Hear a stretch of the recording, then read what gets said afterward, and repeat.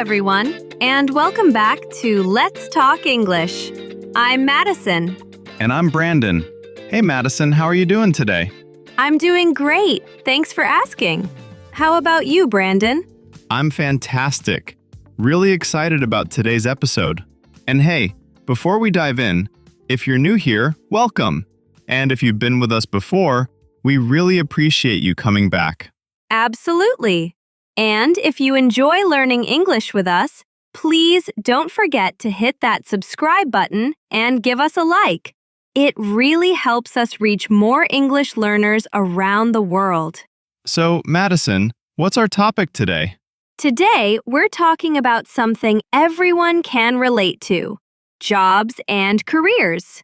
We'll explore different professions, workplaces, and even dream jobs. Perfect. Whether you're just starting to learn English or you want to improve your vocabulary about work, this episode is for you. Let's talk English. So let's get started. All right, Brandon, let's begin with some common everyday jobs. These are professions you see and hear about all the time. Great idea. So let's start with one of the most important jobs, a teacher. Yes, a teacher works at a school. Teachers educate students and help them learn new things. Exactly. For example, a teacher works at a school. She teaches students math, English, and other subjects.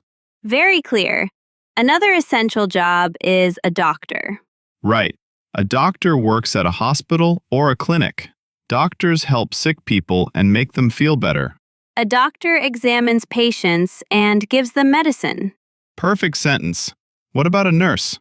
A nurse also works at a hospital. Nurses take care of patients and assist doctors. A nurse checks the patient's temperature and gives injections. Great. Now let's talk about a police officer. A police officer works at a police station or on the streets. Police officers protect people and keep the community safe. A police officer patrols the neighborhood and helps people in trouble. Excellent. How about a waiter or waitress? A waiter works at a restaurant or a cafe. Waiters serve food and drinks to customers. A waiter takes orders and brings meals to the table. And one more, a mechanic. A mechanic works at a garage or auto shop. Mechanics repair cars and other vehicles. A mechanic fixes broken engines and changes oil. These are all really useful jobs to know, especially when you're starting out with English. Absolutely. And notice how we used simple sentence structures. A teacher works at a school. Subject, verb, place. Easy to remember. Now let's go a bit deeper and talk about where people work, the actual workplaces. Good idea. So we have different types of workplaces. For example, an office. Right. Many people work in an office, like accountants, managers, secretaries, and marketers. Then there's a hospital, where doctors, nurses, and surgeons work. We also have a factory. Workers in a factory produce goods like cars, clothes, or electronics. And a construction site. That's where construction workers, engineers, and architects work to build houses and buildings. Exactly. So here's a fun question for our listeners. Who works where? Let's practice. An accountant works in an office. A surgeon works in a hospital. A factory worker works in a factory. A construction worker works on a construction site. Great examples. Now, let's talk about indoor jobs versus outdoor jobs. Indoor jobs are jobs where you work inside a building, like teachers, office workers, or chefs. Outdoor jobs are jobs where you work outside, like farmers, gardeners, or lifeguards. A chef works indoors in a kitchen, but a farmer works outdoors in the fields. Perfect. And different jobs also use different tools. For example, a mechanic uses wrenches and screwdrivers. A doctor uses a stethoscope and thermometer. A chef uses knives, pots, and pans. And many jobs have uniforms too. Police officers wear uniforms, nurses wear scrubs, and chefs wear aprons and hats. Right.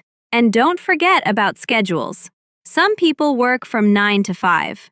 Some work night shifts, and others work on weekends.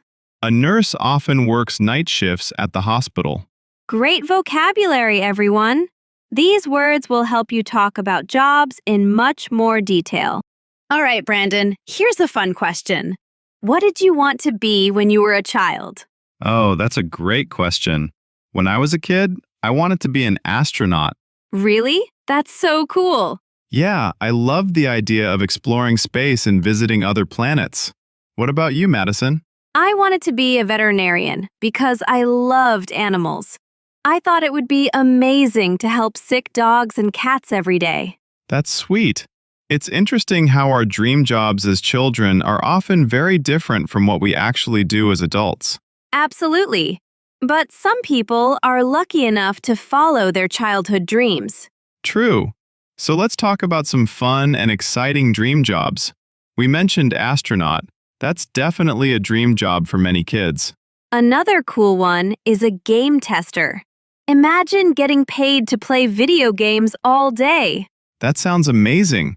And how about a travel blogger? You get to travel the world, explore new places, and share your experiences online. I would love that. Or a professional athlete, playing sports and competing at the highest level. Or even a movie star, acting in films and being famous. These are all exciting dream jobs, but the reality is often different. For example, being an astronaut requires years of training and education. Right. And being a travel blogger sounds fun, but it's also a lot of hard work, planning trips, creating content, managing social media. Exactly. So here's a question for our listeners. What did you want to be as a child? And what do you do now? Great question. We'd love to hear your answers in the comments below. And hey, if you're enjoying this episode so far, please take a moment to subscribe to our channel and give us a like. Yes, it really helps us grow and reach more people who want to learn English. We appreciate your support. All right, let's keep going. Now let's talk about jobs that are more modern. Jobs that didn't even exist 20 or 30 years ago. That's such an interesting topic. Technology has created so many new professions. Exactly. For example, a social media manager. This person creates content and manages accounts on platforms like Instagram, Facebook, and TikTok. Right. 20 years ago, social media didn't exist, so this job wasn't needed.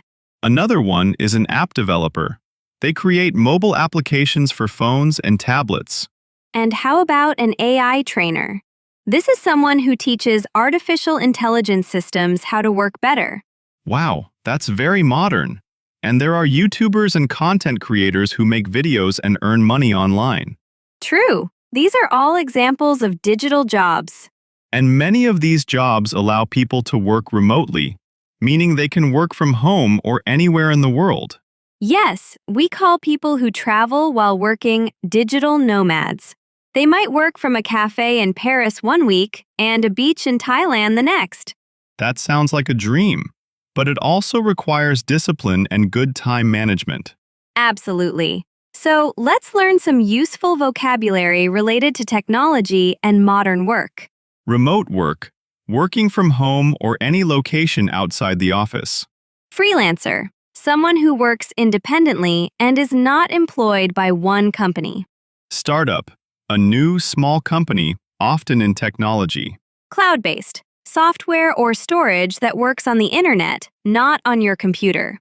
These words are super useful if you want to talk about modern careers. Now, let's discuss how people prepare for their careers through education and training. Right. So the journey usually starts at school. Everyone goes to school as a child to learn basic skills. After school, some people go to university to get a degree.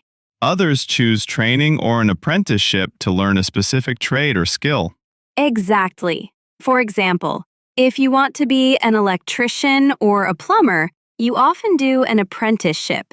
And if you want to be a doctor or lawyer, you need to go to university and earn a degree. Right. So let's learn some useful phrases. I studied engineering at university. I work as a graphic designer. I have a degree in business administration. I completed an apprenticeship as a carpenter. Great examples. And it's important to understand the difference between a job and a career. Exactly. A job is something you do to earn money. It might be temporary or short-term. A career is your long-term professional path. It's what you build over many years. I had many jobs before I found my career in teaching. Perfect. So education and qualifications are key to building a successful career.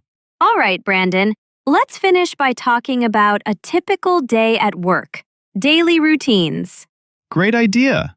This is perfect for practicing the present simple tense. Exactly. So let's imagine a typical workday. For example, I start work at 8 a.m. I start work at 8 a.m.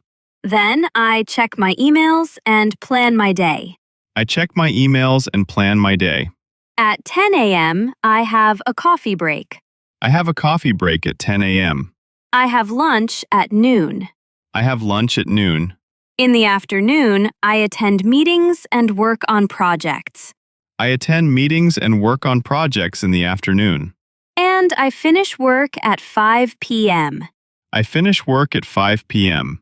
These are simple sentences, but they're super useful for describing your daily routine. Absolutely. And here are some common work-related activities. Attend meetings. Go to scheduled discussions with colleagues. Answer phone calls. Respond to calls from clients or customers. Send emails. Write and send electronic messages. Take a lunch break. Stop working to eat. Work on a project. Focus on a specific task or assignment. These phrases are essential for talking about your workday in English. Wow, Brandon, we covered so much today. We really did. From everyday jobs to dream careers, modern professions, education, and daily routines. I hope our listeners learned a lot of useful vocabulary and phrases. Me too. And now, we want to hear from you. Here's a question for everyone listening. What's your dream job and why? We'd love to read your answers in the comments, so please leave a comment and let us know. And if you enjoyed this episode, please don't forget to subscribe to our channel and hit that like button. It really supports us and helps other English learners find our podcast. Also, if you know someone who's learning English or wants to improve their speaking skills, share this episode with them. Yes, please. Sharing is caring, and we want to help as many people as possible. Thank you so much for listening, everyone. We'll see you in the next episode of Let's Talk English. Until next time, keep learning, keep practicing, and keep talking English. Bye-bye.